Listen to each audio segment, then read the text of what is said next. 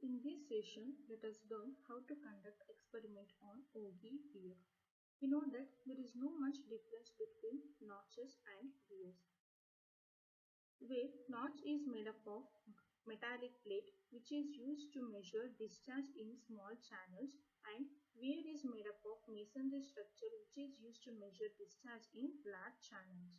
Generally, Auger shaped weirs are provided for the spillway of a storage dam. The crest of the Auger weir is slightly rises and falls into parabolic form, and the flow over the Auger weir is also similar to that of flow over the rectangular weir. The main aim of the experiment is to determine what is the coefficient of discharge of the Auger weir, to calculate the weir constant K, and also index value N of the discharge equation. The operators which are required for the conduction of the experiment is the flume which is fitted with the Auger weir, supply of water, then point gauge which is fitted with the scale, then measuring tank which is fitted with the piezometer, also the stopwatch. The procedure consists of, first we have to measure what is the length of the Auger weir, and also by knowing the length and width of the measuring tank we have to calculate what is the area of the measuring tank, and then we have to fix the weir into the flume and allow the water into the flume. Then we have to stop the supply of water into the flume. When the water level in the flume is at the crest of the Auger weir, we have to note down what is the initial reading. That is, note down the initial point gauge reading by adjusting the tip of the pointer to touch the free surface of water. And then we have to allow the water to flow over the weir under constant head. Then we have to note down what is the final point gauge reading by adjusting the tip of the point gauge to touch the free surface of water. Then for the same distance we have to collect water in the measuring tank for the known depth h. Then we have to note down what is the time for which water is collected in seconds. Then these steps are repeated for the different distances, and then we have to tabulate the readings and calculate the coefficients. After that we have to plot a graph of log Q actual versus log H, and we have to find out what is the values of K and N from the graph. This is the observation and calculation. First, you have to note down what is the length of the Auger weir. Then calculate what is the area of the measuring tank by knowing length and width of the measuring tank. Then note down what is the initial point gauge reading and note down what is the final point gauge reading. Then calculate what is the head over the Auger weir by the difference of initial reading and final reading, and you have to write what is the head over the Auger weir in terms of meters, and then calculate what is Q theoretical by using the equation 2 by 3 L root 2G into h to the power of 3 by 2, where L is the length of the Auger weir and capital H is the head over the Auger weir. We will get Q theoretical in meter cube per second. Then we have to note down what is the depth of water collected in the measuring tank, which is small h, and then at the same time we have to note down what is the time for which water is collected in seconds. Then Q actual can be determined by using the equation Q actual is equal to AH divided by T, where A is the area of the measuring tank and this small h is nothing but the depth of water which is collected in the measuring tank for the time in seconds. Then calculate what is the coefficient of discharge by using the formula CD is equal to Q actual divided by Q theoretical. Then calculate what is weir constant by using the formula CD into 2 by 3 L into root 2G. Then index value of the discharge equation is calculated by using the formula log Q actual minus log K divided by log H. This is the tabular column of the experiment. This is the nature of the graph. Since log H and log Q actual values are negative, you have to plot the graph in third quadrant. You have to mark the points of log H and log Q actual, the values whatever you got, and then extend the line to touch the y-axis. That intercept is called as log K, and K value is determined by taking anti-log of the intercept value. Then take the slope of the line, that is dy by dx, which is nothing but the n value. Then you have to tabulate the result. One is experimental result and another one is graphical result. From the experiment you have to write what is the coefficient of discharge and what is the wear constant and what is the index value n. Since you are taking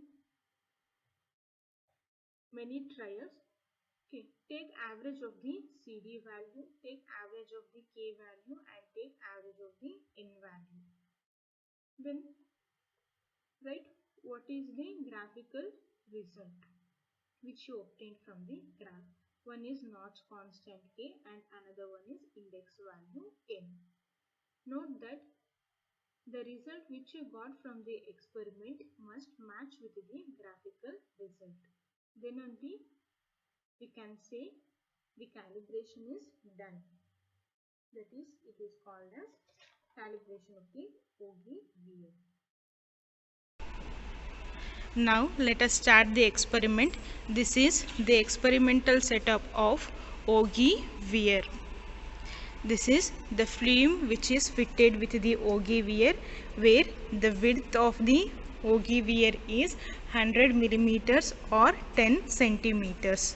This is point gauge which is fitted with the scale. Here we have two kinds of scale. One is in inches and the other one is centimeters. Okay, so take reading in centimeters. The reading is taken as main scale reading plus CVD into least count. Here CVD we have 50 divisions and least count is 0.002 centimeters. This is measuring tank which is fitted with the piezometer. The area of the measuring tank is 0.15 meter square. Now switch on the supply pump starter and allow water to flow over the flame.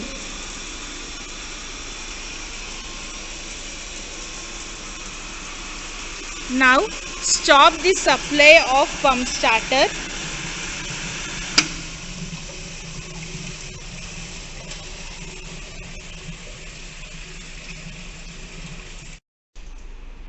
Now after stopping supply of water, take initial reading where this point gauge touches the surface of water. Initial reading is the reading of the water surface level at the crust level of the Ogee-Weir. So now we have to take initial reading by reading the main scale reading, and then we have to read CVD and multiply that with least count in order to get initial reading. Here we obtain the initial reading as 18.64.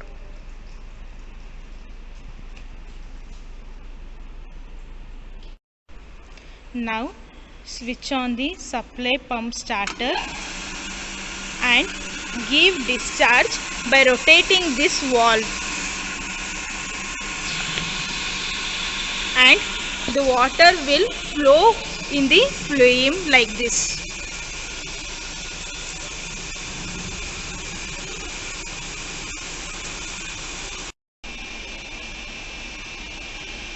Now again adjust the pointer to touch the surface of water and take final reading. That is, again you have to read main scale reading, CVD and multiply with the least count in order to get final reading. Here we get final reading as 19.44.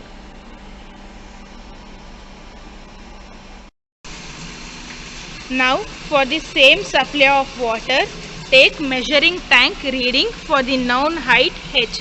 Usually we will take for 10 centimeter. First we have to close the measuring tank valve like this. So now we have to on stopwatch and we have to note down the time for which the water is stored for the 10 centimeter depth.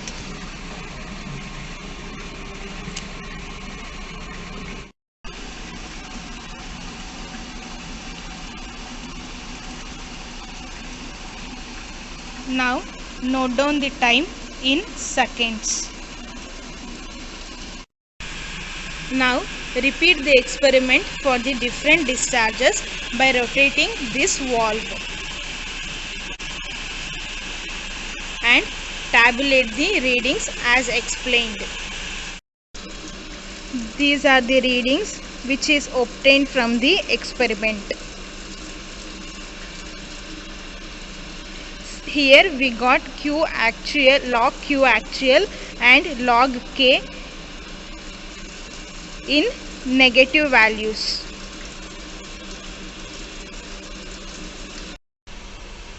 Now plot the graph of log H versus log Q actual. Since both values are negative, we will get graph in third quadrant. Then calculate the value of n by taking slope of the line and also calculate the value of k. Tabulate the result both from the experiment and graph as shown.